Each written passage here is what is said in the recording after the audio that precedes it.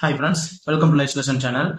நான் என்னோட ஒவ்வொரு வீடியோலையுமே சிஏபிஎஃப், அதாவது சென்ட்ரல் ஆர்மட் போலீஸ் ஃபோர்ஸஸை நம்மளுடைய இந்திய ராணுவம் அல்லது துணை ராணுவம், பேராமிலிட்டரி ஃபோர்ஸஸ் அப்படின்னே குறிப்பிட்டு நான் பேசிட்டே இருக்கேன்.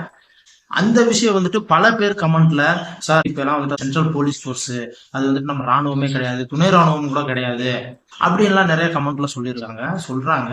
அதுக்கெல்லாம் நான் திரும்ப ரிப்ளையும் கொடுத்துருக்கேன். அதாவது இந்த ஃபோர்ஸ் இப்ப நான் 2007 வேலைக்கு ஜாயின் பண்ணேன். அப்போ அது பேராமிலிட்டரி ஃபோர்ஸஸா தான் இருந்துச்சு. 2011 இருந்து சென்ட்ரல் ஆர்ம்டு போலீஸ் ஃபோர்ஸஸ் அப்படின்ற ஒரு பேர் மாற்றப்பட்டது. Okay, central armed police forces தான். இப்ப அதை நான் இன்னமும் பேராமிலிட்டரி நம்ம இந்திய ராணுவம் அப்படின்னு ஏன் குறிப்பிடுறேன்னா, அவங்களோட duties BSF, CRPF, CASF, ITBP, SSB இவங்கெல்லாம் அவங்க பார்டர்ல செய்யற டியூட்டியா இருக்கட்டும் அல்லது உள்நாட்டுல செய்யற டியூட்டியா இருக்கட்டும், எந்த விதத்திலுமே ராணுவத்துக்கு குறைஞ்ச டியூட்டி செய்யலாம். சொல்ல போனா ராணுவத்தோட ஒரு படி அதிகமாவே அவங்க டியூட்டி செய்யறாங்க. கிட்டத்தட்ட ராணுவத்துக்கு ஈக்குவலான கஷ்டங்கள்லாம் அவங்களுக்கு இருக்குது. என்ன பொறுத்தளவுக்கு ராணுவம் அவங்க நம்ம இந்திய பேரா மிலிட்டரி, இந்திய துணை ராணுவம் அப்படின்னு கூப்பிடுறதுல எந்தவித தவறும் இல்லைன்னு நான் நினைக்கிறேன். சோ இந்த வீடியோல நான் சிஏபிஎஃப் போர்சஸ் வீரர்களும் நம் இந்திய ராணுவத்துக்கு ஈக்குவலா எப்படி கஷ்டப்பட்டு டியூட்டி கொடுக்குறாங்க அப்படின்றதான் நான் உங்களுக்கு டீட்டெயிலா சொல்ல போறேன். இந்த வீடியோ முடியும் போது கண்டிப்பா இவங்களும் நம் நாட்டின் ராணுவம் தான், இவங்களை தாராளமா துணை ராணுவம், பேராமிலிட்டரி போர்ஸ்னு அழைக்கலான்ற ஒரு உணர்வு உங்களுக்கே வரும். சோ வாங்க வீடியோக்குள்ள போலாம்.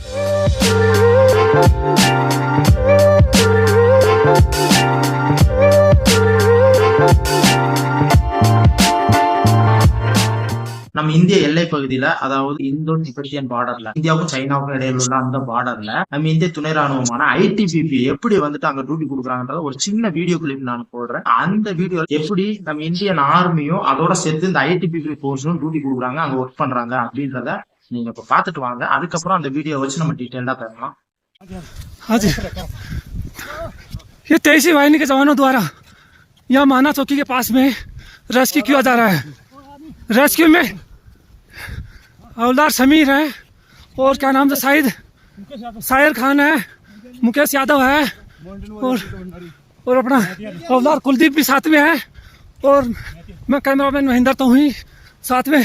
लेकिन करीब जवानों को 2 घंटे से लगातार रेस्क्यू किया जा रहा था, जब जाके 2 सिविल मजदूरों को अभी निकाला गया है और इससे पहले कभी 10 सिविल मजदूरों को निकाला जा चुका है।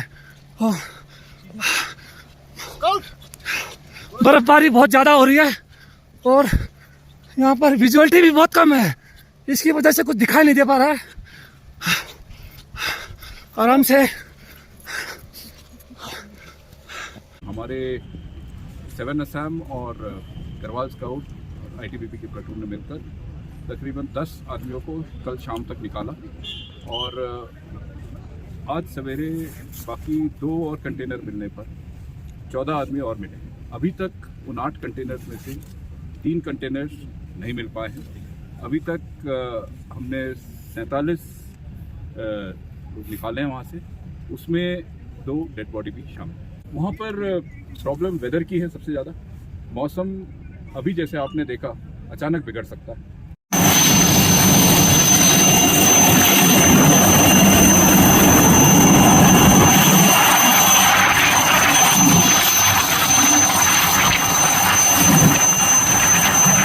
வீடியோ பாத்தீங்களா? அந்த வீடியோல உத்தராகண்ட் பகுதியில சமோலி டிஸ்ட்ரிக்ட் மானான்ற கிராமம், நம்ம இந்தியாவின் கடைசி கிராமம், உத்தராகண்ட்ல இந்தியாவின் கடைசி கிராமம் மானான்ற கிராமம். அதுக்கப்புறம் நம்ம இந்திய எல்லை பகுதி கொஞ்சம் தூரம் இருக்குது, அதுக்கப்புறம் சைனாவோட எல்லை தொடங்கிடும். சோ அந்த மானான்ற அந்த பகுதிக்கு பக்கத்துல அதுக்கப்புறம் நம்ம இந்திய எல்லை இருக்குது இல்லையா, அங்க டியூட்டி பாக்குறதுக்காக இதுக்கு முன்னாடி நம்ம ராணுவ வீரர்கள் நடந்தே போய் தான் அங்க லாஸ்ட் எல்லை பகுதியில டியூட்டி கொடுப்பாங்க. அங்க கொஞ்சம் கொஞ்சமா ரோடு போடுற பணிகள், பிஆர்ஓ, பார்டர் ரோடு ஆர்கனைசேஷன்ன்ற அந்த பிஆர்ஓ டிபார்ட்மெண்ட் தான் அங்க ரோடு போடுற பணிகள்ல ஈடுபட்டு இருப்பாங்க.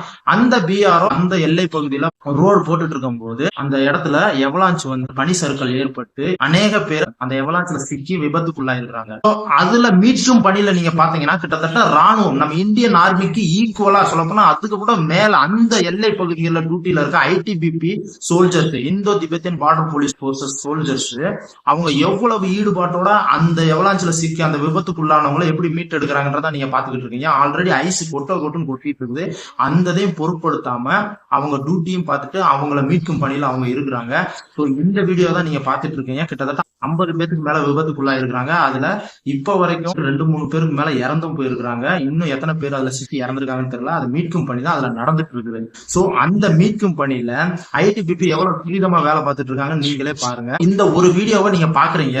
நான் கிட்டத்தட்ட அந்த பார்டர் ஏரியாவுல கிட்டத்தட்ட 10 வருஷம் நான் வேலை பார்த்துருக்கிறேன். அதிகமா நாங்க எப்பவுமே இந்த மாதிரி டியூட்டிகள் நிறைய பண்ணிக்கிட்டே தான் இருந்திருக்கிறோம். 2013 உத்தராகண்ட்ல அந்த மேக வெடிப்பு மூலியமா மிகப்பெரிய டிசாஸ்டர் ஆன டயத்துல ஃபுல் அண்ட் ஃபுல் மிக அதிகமான மீட்கும் பணிகள்ல ஐடிபிபி தான் இருந்தாங்க. நான் அந்த இடத்துல எல்லாம் சோறு தண்ணி கூட இல்லாம 3 நாள் தங்குற இடம் இல்லாம தொடர்ந்து மீட்கும் பணிகள் நைட்டும் பகலும் இருந்ததெல்லாம் ராணுவத்துக்கு ஈக்குவலா ராணுவத்தை கூட அதிகமாவே தூட்டி கொடுத்தோம்னு தான் சொல்ல முடியும். சோ இவங்கள துணை ராணுவம் நம்ம இந்திய பேராமிலிட்டரி சொல்றதுல என்ன தவறு இருக்குது? இது போன்ற பல பார்டர்ல இருக்க பல டியூட்டிகள் அவங்க வந்துட்டு கஷ்டப்பட்டு இன்னமும் பேராமிலிட்டரி போர்சஸ் பார்டர்ல கஷ்டப்பட்டு டியூட்டி கொடுத்துக்கிட்டு தான் இருக்கிறாங்க. இந்த இந்தியா சைனா எல்லையில ஐடிபிபி இருக்கிறாங்க, இந்தியா பாகிஸ்தான் எல்லையில பிஎஸ்எஃப் இருக்கிறாங்க, நேபாள் சைடுல வந்துட்டு எஸ்எஸ்பி இருக்கிறாங்க. சோ இந்த மாதிரி ஒவ்வொரு பார்டர் நம்ம இந்தியாவுக்கும் அண்டை நாட்டுக்கும் இடையில உள்ள ஒவ்வொரு எல்லையிலையும் இந்த சிஏபிஎஃப் நாளைக்கு அப்புறம் இந்த போர்சஸ் தான் இருக்கிறாங்க. நீங்க என்னடானா இவங்க சாதாரண சென்ட்ரல் போலீஸ் ஸ்டேட் போலீஸுக்கு ஈக்குவலானவங்க அப்படின்ற மாதிரி எடுத்துக்கிறீங்க. போலீஸ் தான் இந்த மாதிரி போய் அங்க நம்ம நாட்டு எல்லையில தங்கி அவங்க டியூட்டி கொடுப்பாங்களா? இவங்க உண்மையிலே துணை ராணுவம் தான். இவங்க சிஏபிஎஃப்னு பேரை மாத்தினது அதுக்குள்ள நிறைய அரசியல் இருக்குது, புரியுதுங்களா? இப்ப அதை பத்தி பேசுறதுக்காக இந்த வீடியோ மேக் பண்ணல. அந்த விஷயத்த பத்தி தனியா ஒரு வீடியோல நம்ம டீட்டெயிலா பேசலாம். சோ அது இப்போதைக்கு இருக்கட்டும். ஆனா நம்ம சொல்லும் போது இதுவும் பேராமிலிட்டரி போர்சஸ் தான், நம்ம இந்திய ராணுவம் தான், இதுவும் துணை ராணுவம் தான் சொல்ற எந்த தப்பும் கிடையாது. எல்லைகள்ல ராணுவத்தை விட அதிகமா இப்ப இந்தியாவுக்கும் சைனாவுக்கும் உள்ள எல்லையில பாத்தீங்கன்னா ஐடிபிபிக்கு தான் ஐடிபிபி டியூட்டி பார்க்க. அங்க பாத்தீங்கன்னா ராணுவமும் இருப்பாங்க. ஆனா ஃபுல் அண்ட் ஃபுல் 100% இருக்கிறது இந்த ஐடிபிபி டிபார்ட்மெண்ட் போர்சஸ் தான். ராணுவம் வந்துட்டு சும்மா அங்கங்க கொஞ்சம் கொஞ்சம் பேர் தான் இருப்பாங்க. இன்னும் சொல்ல போனா ஒரு சில இடங்கள்ல ராணுவம் இருக்காது, முழுக்க முழுக்க ஐடிபிபி போர்சஸ் தான் இருக்கு. அதே மாதிரிதான் இந்தியாவுக்கும் பாகிஸ்தானுக்கும் இடையில உள்ள பார்டர்ல ஃபுல் அண்ட் ஃபுல் டியூட்டி கொடுக்கறது பிஎஸ்எஃப் தான். கூட ஆர்மி இருந்தாலுமே ஃபுல் அண்ட் ஃபுல் அதை பாதுகாக்கிற பொறுப்பு வந்துட்டு பிஎஸ்எஃப் கூடியதுதான். சோ இது வந்துட்டு ஆர்மிக்கு எந்த விதத்திலையும் குறைஞ்சது கிடையாது. அதனால பேராமிலிட்டரி போர்சஸ் இது வந்துட்டு இந்தியாவின் துணை ராணுவம், இந்திய ராணுவம் அப்படின்னு சொல்லல எந்த தப்புமே கிடையாது. இந்தியன் ஆர்மிக்கு ஈக்குவலா எந்த ஒரு பெனிஃபிட்ஸும் அவங்களுக்கு இல்லாத போதும் இவங்க வந்துட்டு இந்தியன் ஆர்மிக்கு ஈக்குவலான டியூட்டிகள் சொல்ல போனா இந்தியன் ஆர்மியோட அதிகமான டியூட்டி சிஏபிஎஃப்ல இருக்க போர்சஸ் தான் கொடுத்துட்டு இருக்காங்க. சோ இது வந்துட்டு இந்த சிஏபிஎஃப்ல இருக்கிறவங்களுக்கு தான் தெரியும் எவ்வளவு வலி வேதனையோட அவங்க இருக்கிறாங்க. ஆல்ரெடி அவங்களுக்குரிய அந்த பென்ஷனே எடுத்துட்டாங்க. இப்ப நியூ பென்ஷன் கொண்டு வந்தாங்க, அதுக்கப்புறம் யூபிஎஸ் கொண்டு வந்தாங்க. இது இதை விட மோசமா இருக்கு. சோ இதெல்லாம் வந்துட்டு நம்ம இன்னொரு வீடியோல டீட்டெயிலா பேசலாம். அந்த பார்டர் ஏரியாவுல கிட்டத்தட்ட ஒரு 20,000 அடி 18 to 20,000 அடி ஹைட் வரைக்கும் நம் இந்திய ராணுவம் இந்த சிஏபிஎஃப் வீரர்கள் எப்படி தங்கி அங்க எவ்வளவு கஷ்டப்பட்டு அவங்க சர்வை பண்ணி டியூட்டி எல்லாம் கொடுக்குறாங்கன்றது ராணுவ வீரர்கள் மிக கடினமான பார்டர் வாழ்க்கை அப்படின்ற ஒரு தனி வீடியோவே நான் போட்டுருக்கேன். அந்த வீடியோ பார்த்தா இன்னும் உங்களுக்கு வந்துட்டு பார்டர்ல இந்த துணை ராணுவ வீரர்கள் எவ்வளவு கஷ்டப்பட்டு சர்வை பண்ணி டியூட்டி கொடுக்குறாங்கன்றது உங்களுக்கு இன்னும் புரியும். அந்த வீடியோவோட டிஸ்கிரிப்ஷன்ல கொடுக்குறேன், அதையும் கண்டிப்பா பார்த்து தெரிஞ்சுக்கோங்க. என்ன பொறுத்த அளவுக்கு இந்த சிஏபிஎஃப் போர்சஸையும் துணை ராணுவம் அங்கீகரிக்கப்படணும். கிட்டத்தட்ட ராணுவத்துக்கு ஈக்குவலான பெனிஃபிட்ஸ் எல்லாமே இவங்களுக்கும் கொடுக்கணும்ன்றதா என்னோட ஆசை. ஆனா பாத்தீங்கன்னா ராணுவத்திலேயே அதுலயே அக்னிவீரன் கொண்டு வந்து 4 வருஷம் தான் வேலை, அவங்களையும் வீட்டுக்கு அனுப்புற வேலையில தான் அந்த அரசாங்கம் ஈடுபடுது. அதே மாதிரிதான் பேராமிலிட்டரி போர்சஸா இருந்தவங்க சிஏபிஎஃப் கொண்டு வந்ததுல கூட நிறைய அரசியல் இருக்குது. இதுல எல்லாம் மிகப்பெரிய அரசியல் இருக்குது. ஸோ இந்த விஷயங்கள்லாம் தெரியாம இந்திய அரசாங்கம் இவங்க எல்லாம் சிஏபிஎஃப் சொன்னா நீங்கள் இது சென்ட்ரல் போலீஸ், இதெல்லாம் ராணுவமே கிடையாது, இவங்க எல்லாம் நம்ம இந்தியன் பேராமிலிட்டரி கிடையாது அப்படின்னு நீங்களும் எடுத்துக்கிட்டு அவங்க தியாகத்தையும் அவங்க நாட்டுக்கு செய்ய அர்ப்பணிப்பையும் கொச்சப்படுத்துற மாதிரியும் குறைவா மதிப்பிடுற மாதிரியும் தெரியும். பார்டர்ல மட்டும் இல்ல, இன்னும் ஏஎன் ஆன்டி நக்சல் ஆபரேஷன் அந்த இடத்துலயும் மிக அதிகமா உயிர் தியாகம் பண்றாங்க. ஃபுல் அண்ட் ஃபுல் தங்கள் உயிரை பணைய வச்சு அந்த இடத்துல டியூட்டி கொடுக்குறாங்க. அங்க வந்துட்டு இப்பெல்லாம் ஸ்டேட் போலீஸ் தான் கொடுக்குறாங்களா? ஸ்டேட் போலீஸை எந்த விதத்துல இவங்களோட குறைச்சு மதிப்பிடணும்னு நான் இந்த வீடியோ பேசல. ஸ்டேட் போலீஸ் அவங்களுக்கு கொடுத்த வேலையை அவங்க செஞ்சுட்டு இருக்காங்க. ஆனா இப்போ வந்துட்டு சிஏபிஎஃப் இவங்களும் சென்ட்ரல் போலீஸ் தான் அப்படின்னு சொல்றவங்களுக்காக சொல்றேன். அதாவது அவங்களும் போலீஸ் தான் இவங்களும் போலீஸ் தான் அப்படின்னு ஈஸியா எடுத்துட்டு போறவங்களுக்காக சொல்றேன். இவங்க கிட்டத்தட்ட ராணுவத்துக்கு ஈக்குவலா ராணுவத்துக்கு அதிகமா டியூட்டி கொடுத்துட்டு இருக்காங்க, சரிங்களா? ஆனா அவங்களுக்கு எந்த பெனிஃபிட்டும் இல்லாம டியூட்டி கொடுத்துட்டு இருக்காங்க, அதுக்காக போராடிக்கிட்டு இருக்கிறாங்க. ஸோ சிம்பிளா சொல்ல போனா சிஏபிஎஃப் போர்சஸ்ல இருக்கவங்க எந்த விதத்திலுமே ராணுவத்துக்கு நம்ம இந்திய ராணுவத்துக்கு குறைச்சவங்க இல்ல. இவங்களும் இந்தியாவின் ராணுவம், துணை ராணுவம், பேராமிலிட்டரி போர்சஸ், நம்ம இந்தியா மிலிட்டரி அப்படின்னு அங்கீகரிக்கப்பட வேண்டியவங்க தான். ஓகே ஃப்ரெண்ட்ஸ், இந்த வீடியோ பிடிச்சிருந்தா லைக் பண்ணுங்க, உங்க ஃப்ரெண்ட்ஸுகளுக்கு இந்த வீடியோவை ஷேர் பண்ணுங்க. ஆல்ரெடி இந்த சிஏபிஎஃப்ல இப்ப இருக்கிறவங்க இந்த வீடியோ பாத்தீங்கன்னா நான் சொல்றது உண்மை அப்படின்னு உங்களுக்கு தோணுச்சுன்னா கண்டிப்பா கமெண்ட்ல சொல்லுங்க. ஆமா இது உண்மைதான் அப்படின்னு ஒரு ரெட் கலர் ஹார்ட் கமெண்ட் பண்ணுங்க. இந்த சேனல் சப்ஸ்கிரைப் பண்ணாங்க, சப்ஸ்கிரைப் பண்ணிக்கோங்க. மீண்டும் போன்ற அடுத்த வீடியோ உங்களை சந்திக்கிறேன். நன்றி, வணக்கம்.